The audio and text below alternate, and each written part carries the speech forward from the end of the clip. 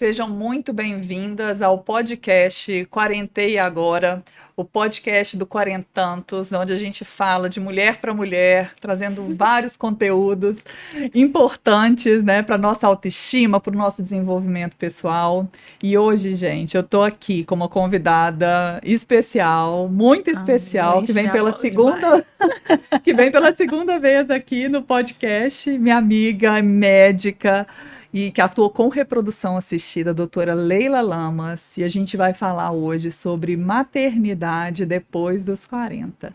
Seja muito bem-vinda novamente, Leila. Paulinha, obrigada pelo convite. Não precisa nem insistir muito, né? Eu Não, venho mesmo. falo, vamos. Lógico, que Antes hora? no Moas eu já falei que eu vou, claro, né?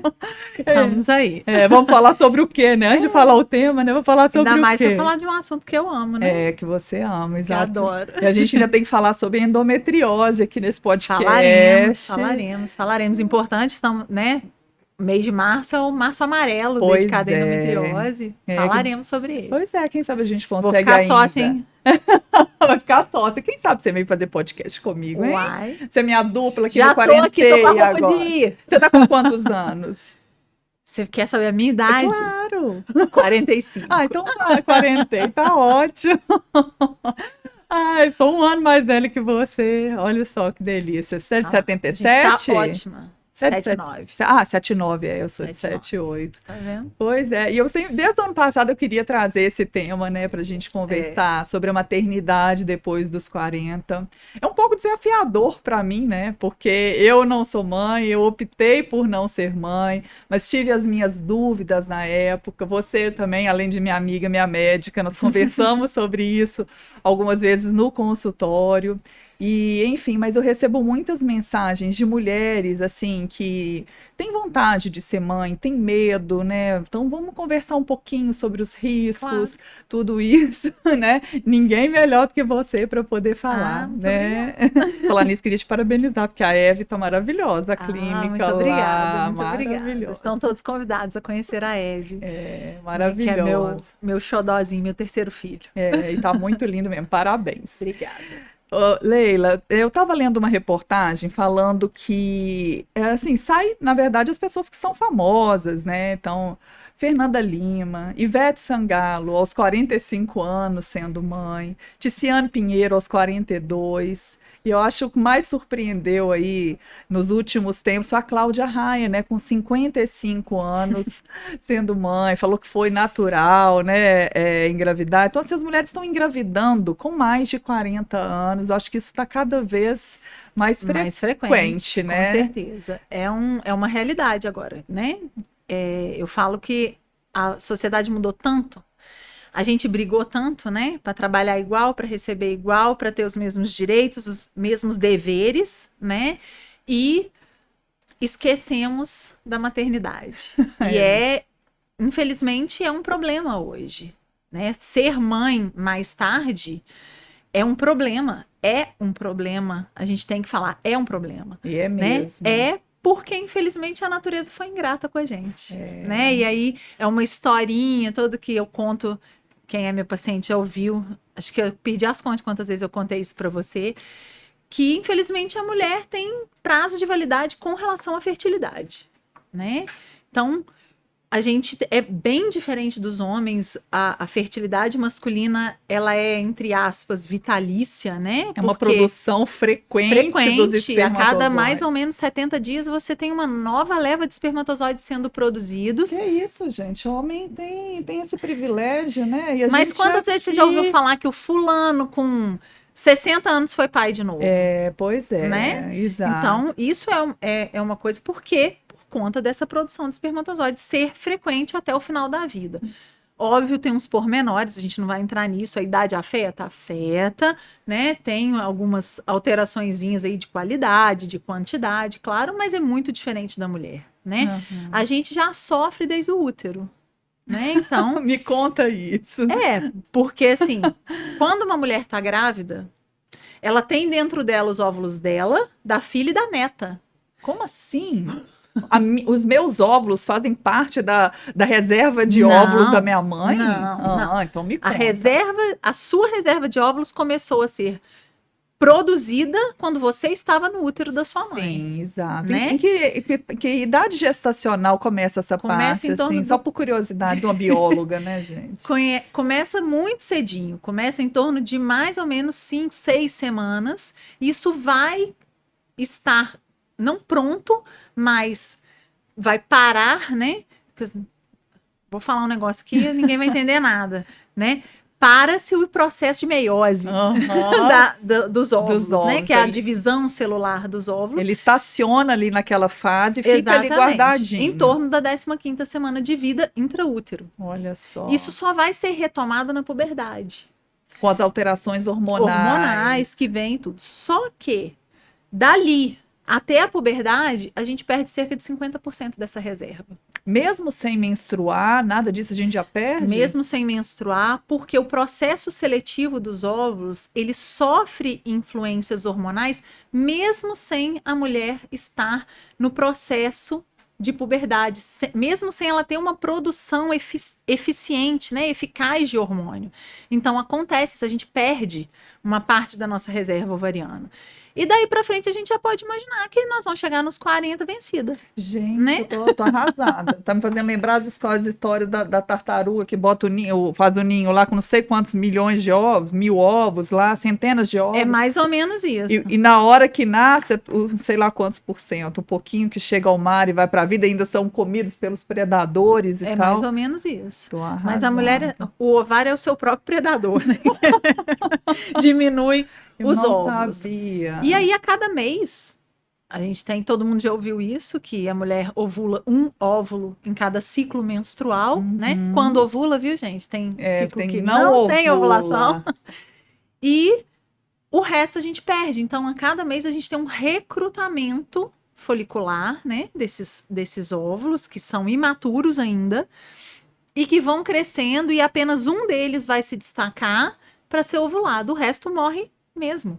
A gente perde totalmente. Não dá para reaproveitar, tipo, pontos do cartão de crédito, que você faz bônus, né? Não acontece isso. Então, a gente perde esses óvulos, e aí a gente vai perdendo a nossa reserva, ela vai diminuindo, e todo mundo fala assim, a partir dos 35 anos a reserva cai. Não, gente, ela cai todo ano, ela cai todo dia, ela cai todo mês. Por isso a gente tem que ficar atento. Porque antigamente, os nossos avós, né? As nossas mães até, qual era a realidade? Chegava com 18, 20 anos, tinha que casar e ter filho. Exatamente, era bem jovem. Então é auge da idade fértil. Por isso que um monte de gente tem 5 filhos, 6 filhos, 7 11 filhos, 11 filhos, né? Os avós. E hoje não. Óbvio que existe, a gente fez, né, a Revolução Feminina, que teve a conquista dos direitos reprodutivos, onde a gente pôde mandar naquilo que a gente queria, né? Eu não quero ter filhos. Isso, né? Foi um direito da mulher, poder controlar o seu ciclo menstrual, poder controlar a sua fertilidade. Mas a gente esqueceu o uso dos anticoncepcionais, disso. Né? Exatamente. Mas a gente esqueceu um pouquinho. De que a maternidade tem prazo Também de tem validade. Prazo de validade, né? Óbvio que hoje a gente tem algumas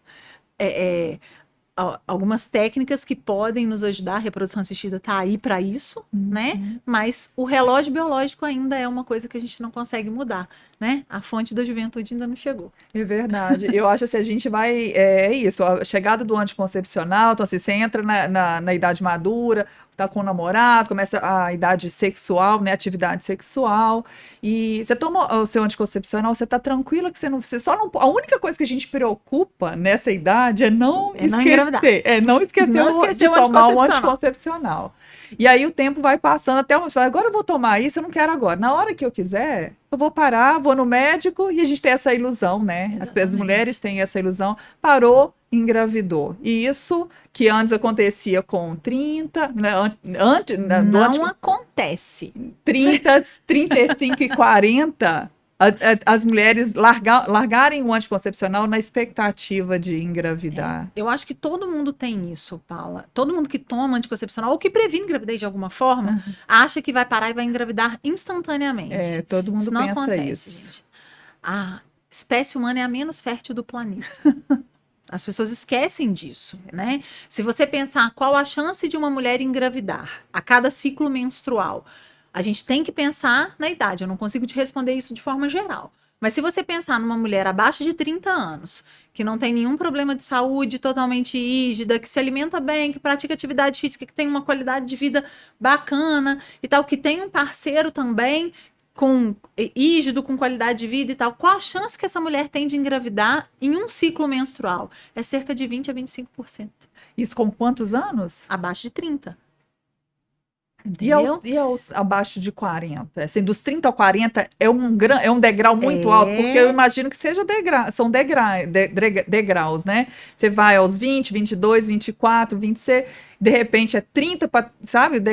Os degraus são mais altos para a gente vai para alcançar a fertilidade, ela cai com maior velocidade a partir dos 35, né? Então a gente tem uma perda de reserva ovariana, de reserva de óvulos maior, mais veloz a partir dos 35, tá?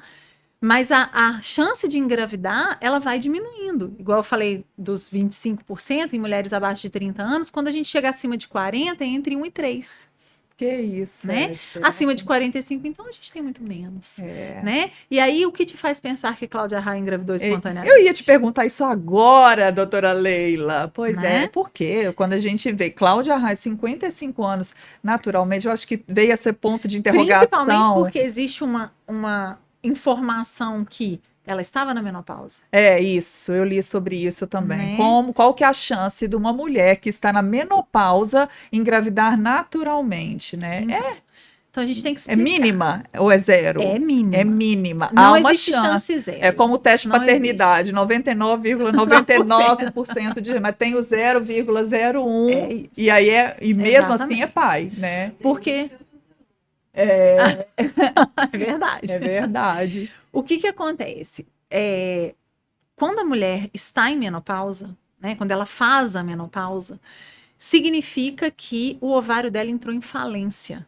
É uma falência ovariana. Esse ovário, teoricamente, ele não tem mais a capacidade de ovular, de fazer com que os folículos sejam recrutados e sejam, né, e cresçam e produzam hormônio e ovulem, tá? Então é uma falência do ovário. Mas desculpa interromper, existe óvulo ali ainda no ovário nesse momento da menopausa? Então, a gente não tem certeza, mas provavelmente sim. Né? Talvez não tenha qualidade, mas tem os pequenininhos, mas não tem o hormônio que faça ele desenvolver. A qualidade do óvulo é dada pela idade da mulher. A gente não tem um exame que meça a qualidade de óvulo. Tipo, faz esse exame aqui de sangue para mim que eu vou saber se seu óvulo é bom ou ruim. Não, isso não existe, né? A gente tem um exame que mede a quantidade da reserva subjetivamente, né? Então, é um exame chamado hormônio antimileriano, que é um hormônio produzido pelo que a gente chama de folículos primordiais, folículos piquititinhos que estão lá esperando para crescer, né? Então, a gente consegue mensurar essa reserva quantitativamente, mas subjetivamente. Então, o exame não te dá uma resposta taxada, tipo, eu tenho 5 óvulos. Não é assim. É uma faixa, né? Um valor que te traduz uma faixa. Então, quando a mulher está na menopausa, esse ovário está em falência. Sim. Né? Então, o que poderia fazê-la ovular de novo? Isso. Não se sabe. Pode ser que ela tenha um pico hormonal e aí despertou e recrutou algum folículo e aí realmente ela ovulou, entendeu? Usar hormônio faz isso? Pode fazer. Hoje a gente tem vários indutores de ovulação que são eficazes nessa idade, na mulher já na menopausa? Na maioria das vezes não, gente. Mas pode acontecer. Hormonais que se faz hoje para prevenir o anti-envelhecimento e tudo, pode também ocasionar uma maturação de óvulo? Muito difícil. A dose é diferente, o tipo de hormônio é diferente, entendeu? Então é muito difícil que realmente esse tipo de medicação e de terapia hormonal provoque uma ovulação, né?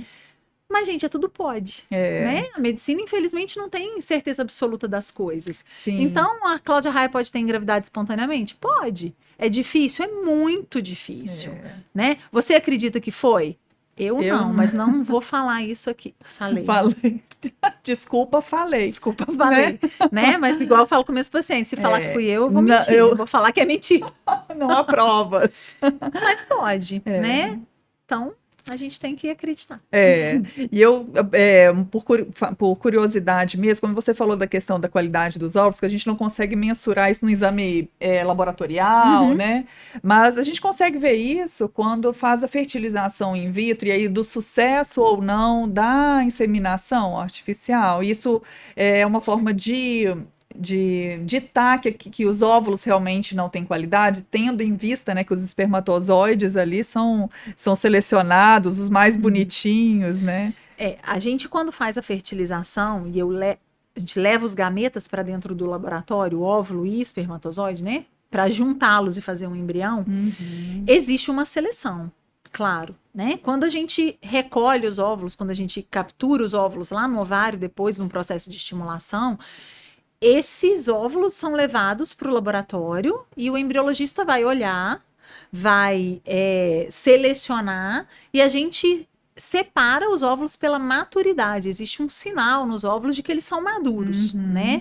Então a gente seleciona por maturidade. Existem algumas características morfológicas do formato dos óvulos que nos fazem observar, olha, esse óvulo tem melhor qualidade, aquele outro não tem. Então são características morfológicas que o embriologista observa dentro do laboratório, no microscópio, quando ele está avaliando os gametas. A mesma coisa com o sêmen, com os espermatozoides. A gente seleciona aqueles espermatozoides mais velozes, de melhor formato, né, vivos, para a gente poder fertilizar aqueles óvulos maduros que a gente conseguir. E, obviamente, o desenvolvimento do embrião vai refletir a qualidade dos gametas. Então, a cada dia de desenvolvimento do embrião, o embriologista vai olhando, vai classificando e vai dando uma notinha para aquele embrião que a gente está vendo desenvolver em laboratório. E hoje essas mulheres com mais de 40, quando chegam lá no consultório, elas vão com essa esperança, porque geralmente, né, quando a mulher procura isso depois dos 40, é porque ela chegou no momento da vida dela que ela falou, ou assim, nossa, eu esqueci do tempo e agora eu quero ser, ou, enfim, eu sempre quis, já fiz várias tentativas, não desisti, sei que as chances são pequenas. Como que é esse cuidado de vocês, né, médicos, nesse momento, de explicar para as chances, claro, dela ter, a chance que é pequena, né, dela ter, mas como conduz nesse momento? Continua com aquela tentativa, 1 ano, né, porque mais 1 ano de tentativa sem um acompanhamento de estimulação ou fazer uma reprodução assistida é menos 1 ano de qualidade dos óvulos. E como vocês já partem direto para uma inseminação artificial? Como que isso é feito? Depende, né? Isso depende muito do profissional, depende do perfil da paciente e do que você pode fazer, né? O que a gente recomenda é, se você tem 40 anos, está tentando engravidar, independente do tempo que você está tentando, 1 mês, 2, 5, né? Se você não está conseguindo, procura um especialista. O quanto antes. Né? O quanto antes. Essa regrinha de esperar 1 ano, 2, vale para mulheres mais jovens, antes de 35 anos. Né? De 35 a 40, a gente fala que 6 meses é o máximo que a gente espera. Entendi. E acima dos 40, imediatamente a gente procura. Se você for ler protocolos, guidelines das sociedades, principalmente a Sociedade Europeia, né? Que é a principal sociedade de reprodução assistida, que rege aí o restante do planeta em termos de reprodução, ela vai dizer para você, 40 anos é igual a fertilização in vitro, né? Para a seleção de gameta. Mas não é assim, né? A gente sabe que a fertilização, a reprodução assistida, ainda é um processo muito pouco acessível financeiramente, né? Embora a gente tenha melhorado muito e muitas pessoas tenham acesso hoje, a gente tem serviços públicos que fazem reprodução assistida, mas ainda é uma especialidade que tem um acesso ainda restrito de pacientes. E a gente tem que respeitar também a vontade da paciente. Eu tenho pacientes que chegam lá e falam, olha, eu não quero fertilização. Não aceito, eu não quero, eu quero tentar uma coisa menos artificial, né? Hoje a gente tenta evitar essa palavrinha artificial porque a gente tenta imitar a reprodução mais natural possível mesmo dentro do laboratório, né? Então, como eu falei que depende do perfil do profissional, eu sou uma profissional, você me conhece, que eu tento respeitar aquilo que a paciente quer, né? Dentro do que é possível. Obviamente, se for uma coisa mirabolante, eu falo, olha, não dá para fazer isso que você quer, e a gente tenta conversar e explicar os motivos. sempre colocando o que é certo, o que a gente pode fazer e aquilo que é possível dentro da ciência, dentro da medicina, para a gente poder atender o que aquela paciente quer, né? A gente vê de tudo, Paula. Mulher que chega depois dos 40 que esqueceu, ou que estava estudando, estava trabalhando, queria juntar meu dinheiro, queria fazer queria um pé de meia, viajar. queria viajar, que não sei o que. E agora? Agora eu quero ser mãe. Entendeu? Pois é, aí fala, quarentei, e agora, né? Exatamente, não é à toa que é o nome desse podcast. Ou é uma mulher que foi casada há muito tempo, já tem filhos e separou, tem um novo parceiro, o parceiro não tem filhos e eles querem tentar novamente. E tem também aquelas mulheres que estão tentando uma segunda, terceira gestação e não conseguem, né? Ou aquelas que chegam e falam assim, olha, eu não sei se eu quero ser mãe, mas você tá com 40. Tá, mas eu não sei se eu quero ser mãe. E aí? E aí? Pois é. E foi uma das coisas que aconteceu comigo, né? Eu pensava sempre assim, vou ser mãe. Eu não tinha um sonho de ser mãe, mas vou viajar, vou trabalhar, quero aproveitar minha vida. Enfim, veio, né? Eu me separei, veio o divórcio, falei, graças a Deus, né? Eu não fui, talvez continuaria sendo uma ótima mãe, mas eu teria que ter o contato, né? Talvez com o pai. Eu sei que esses processos são difíceis. Eu acompanho várias amigas minhas, assim, que são assim. Mas, mesmo não tendo sonho, quando eu cheguei próximo aos 40, eu falei, meu Deus, e se eu decidir lá na frente? E aí eu falei, por que eu não congelei meus óvulos com 35, com 34, 35? Porque se eu decidir com 43, com 45 lá na frente, eu tenho minha reserva. E eu não fiz, né? E aí eu fico pensando hoje e te pergunto assim, tem mudado assim, as meninas mais jovens têm procurado mais congelar os ovos, porque pelo menos no meu núcleo de amizades, nunca ninguém se preocupou e falou, você já congelou seus óvulos e tal, que você não teve filho. Ninguém nunca me falou isso, sabe? Nem a minha antiga médica da outra cidade, de Belo Horizonte e tal. Então, assim, tem mudado isso? Tem chegado pacientes para vocês lá que... Tem mudado. Que fala assim, eu quero, mesmo sem namorado, Sim. mesmo sem marido, eu quero Sim. congelar os meus ovos, porque se um dia eu quiser ser mãe... O que aconteceu? Isso ficou mais difundido, né? As pessoas hoje têm mais acesso à informação.